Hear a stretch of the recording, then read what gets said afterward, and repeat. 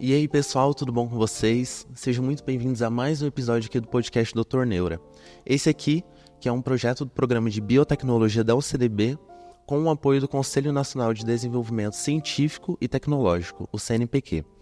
Eu sou Matheus Fernandes e toda semana a gente está com um pesquisador diferente aqui para falar um pouquinho de ciência e como que a ciência contribui com o nosso dia a dia.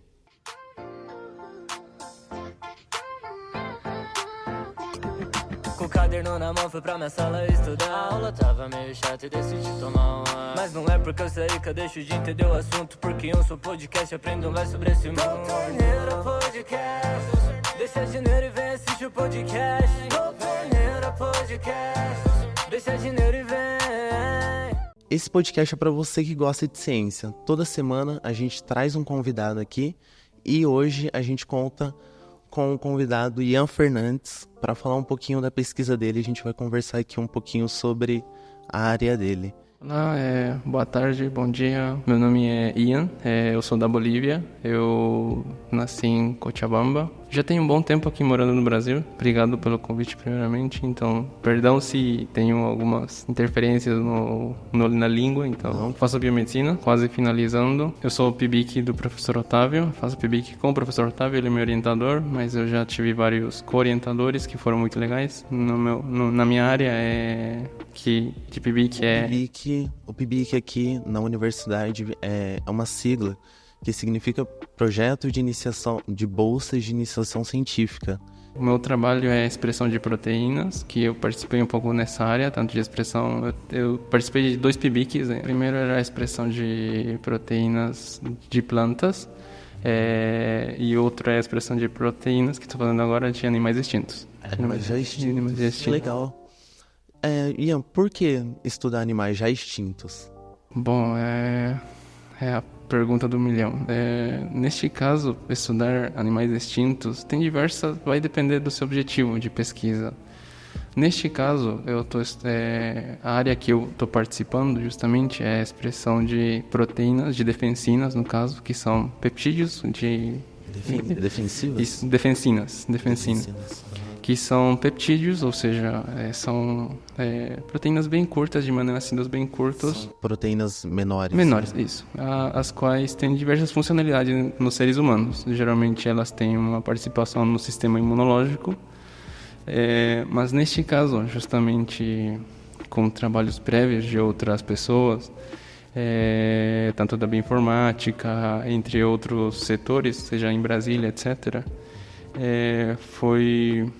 eles planejaram um projeto onde eles queriam expressar defensinas, peptídeos de animais extintos. Para que isso já tem diversas funcionalidades. Por exemplo, vai depender muito do seu objetivo de pesquisa, neste caso. Nesse caso, poderia ser tanto para uso de biofármacos, para criar um fármaco, Criar um medicamento, mas uma vacina poderia ser qualquer coisa, assim, mas ainda primeiramente para isso teria que se ver qual que é a funcionalidade dessa defensina, para qual que era a função. E esse seria o primeiro passo, justamente estudar a sua estrutura, ver qual que é a função em comparação, e aí justamente comparar com peptídeos já existentes nos bancos de... Você tem um benefício. Isso, exatamente. Exatamente. Mas também tem outros objetivos, por exemplo, estudar como que era a sua imunidade, ou qual que era a função na época que eles estavam vivos ainda. Sabe, isso seria muito legal, porque seria... um entendimento Exatamente. Justamente. Você sabe se já fizeram esse estudo com espécies distintas há muito tempo, tipo dinossauros? Assim, a questão para falar sobre dinossauros, etc., diversos outros tipos de animais, é a questão da disponibilidade das amostras que tem. E dependendo da disponibilidade das amostras, é que entra já técnicas para justamente o sequenciamento, e por meio do sequenciamento é colocado na base de dados, e as pessoas vão na base de dados e fazem... E em base disso já começam a criar projetos, tipo, com objetivos específicos, que no meu caso era a expressão dessa defensina, outros podem fazer. Até onde eu sei, o trabalho que a gente está realizando, somos os primeiros em expressar uma defensina de um animal extinto. É o primeiro? Possivelmente, acho que no mundo não achei expressão de proteínas, no caso. Ainda não achei. Mas talvez tenha, mas talvez, então não procurei tão bem. Mas na minha breve pesquisa que eu fiz, não vi ainda um trabalho que justamente fale sobre isso. Que massa. Quais que seriam os maiores benefícios da gente ter um entendimento melhor do funcionamento dessas espécies já extintas? O que a gente ganha, o que as pessoas ganham com isso? Fazer uma comparação evolutiva, sei lá, do mamute ou do elefante, ou sei lá, de um tiranossauro rex e uma galinha, sabe? Simplesmente é só pra... Assim, são tão diversas funções, e aí você vai descobrindo, vai criando mais perguntas e vai criando mais respostas, e essas respostas geram mais perguntas ainda, sabe? Isso que é o legal disso tudo. Com isso, talvez a gente consiga responder algumas dúvidas de alguns mitos que a gente tem. Ou tipo, por exemplo, eu já ouvi que a galinha ela é o parente mais próximo do Tiranossauro Rex. Se a gente conseguisse estudar, né, as proteínas do Tiranossauro Rex, a gente conseguiria ter essa certeza se eles são parentes distantes ou se tem um outro parente mais próximo. Essa pergunta nem é tanto pra mim, no caso. Por causa de que como eu disse, eu sou da Biomed. Mas, assim, o estudo dessas proteínas, o bom é que, tipo, a gente compartilha a mesma base para todos. Por exemplo, no meu caso, tanto um cachorro como eu temos a mesma... Como posso dizer? Temos tanto um sistema nervoso, em mamíferos compartilhamos tipo um sistema bem similar. Neste caso, tipo, estudar voltando para o caso da galinha e do tiranossauro, tipo, alguma comparação não seria tão necessária. Mas justamente estudo de algo específico do tiranossauro e algo específico da galinha e ver que tem alguma relação, seria interessante, sabe? Seria, sei lá, na época uma proteína fazia com que, sei lá, o tiranossauro voasse. Sei lá, são um exemplo. Obviamente ele não voa, mas são um exemplo. Mas as proteínas não fazem isso, no caso. Elas têm funções específicas, mas não fazem tanto isso. Acho que foi a partir da época dos 80 que começou essa loucura, tipo, desde... justamente ainda mais com a ajuda da mídia, tipo Jurassic Park, com Michael Crichton publicando o livro dele, a saga de livros dele sobre Jurassic Park, e aí tipo, as pessoas querendo... Sim, todo mundo ficava fascinado, podia ter, né, um parque de dinossauro.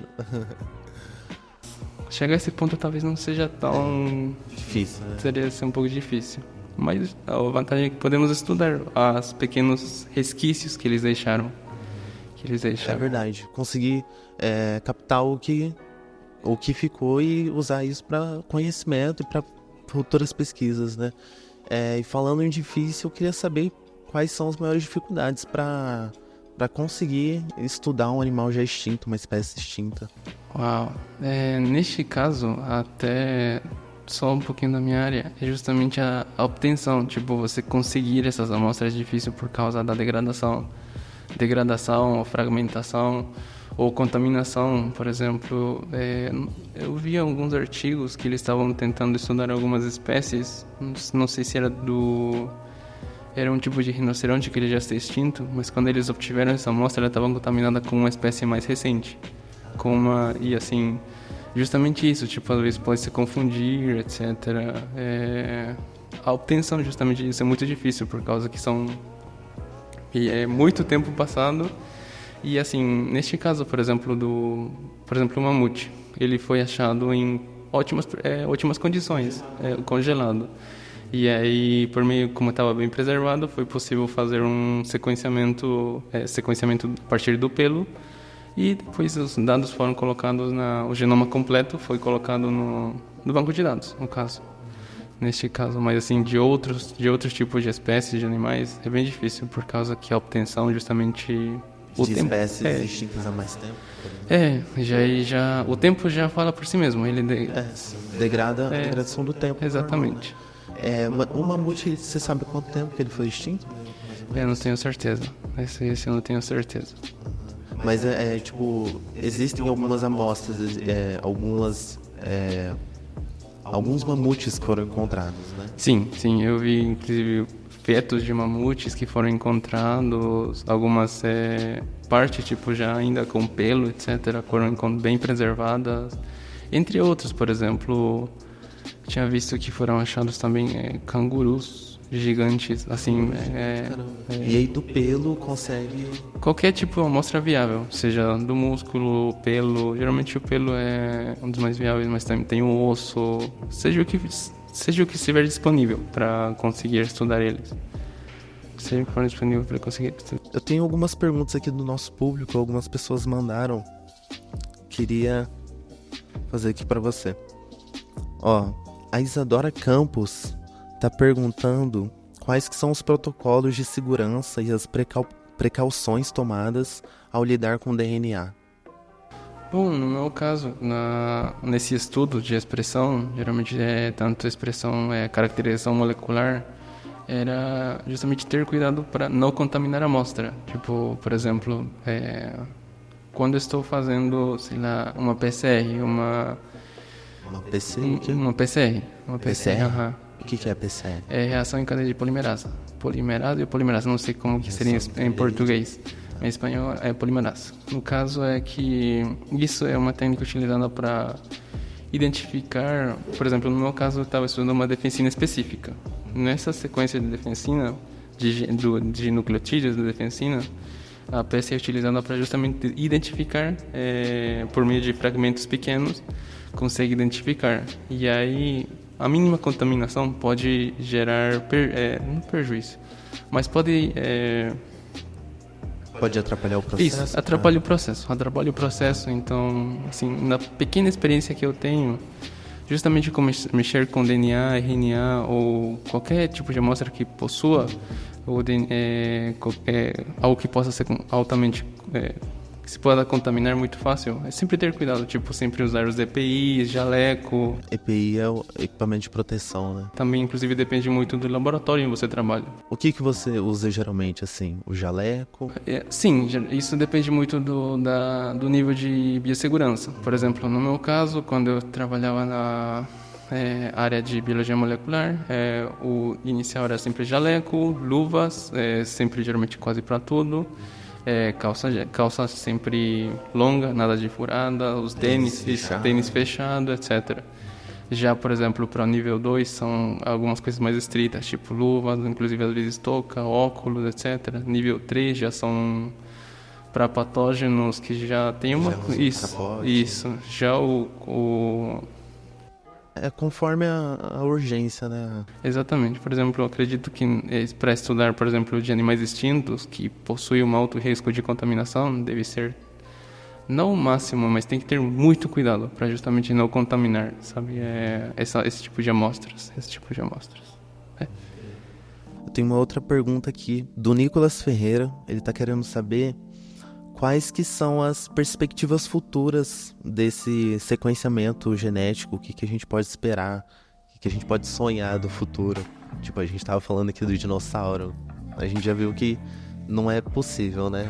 Assim, ainda não, mas quem sabe que tem algum louco que consiga achar algum método. Por exemplo, até o ano passado, com o ganhador Svan Pavel, que ele conseguiu sequenciar o genoma dos...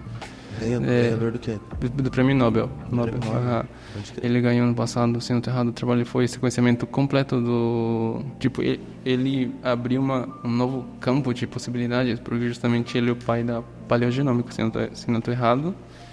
E ele, basicamente, ele conseguiu inaugurar novas áreas para sequenciamento, tipo novos métodos, novos protocolos para justamente sequenciar esse tipo de amostras, tipo amostras que sejam de...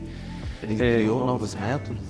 Isso, porque justamente um dos desafios era a degradação, contaminação, etc., que estavam muito degradadas, e por meio disso ele, na carreira dele, conseguiu otimizar novos métodos, protocolos, para justamente obter esse tipo de amostras e conseguir trabalhar com isso, sabe? E aí, perspectivas em relação a isso seriam, como eu disse, depende do seu objetivo, sabe? Neste caso, seria mais, por exemplo, se estou estudando algo, sei lá, do tiranossauro. Seria ver, sei lá, alguma coisa, alguma função de uma certa proteína que tem uma função específica. Mas não para reproduzir o animal. Sei lá, essa proteína tinha uma função, sei lá, atacava certa coisa que fazia com que isso seja uau. Alguma coisa do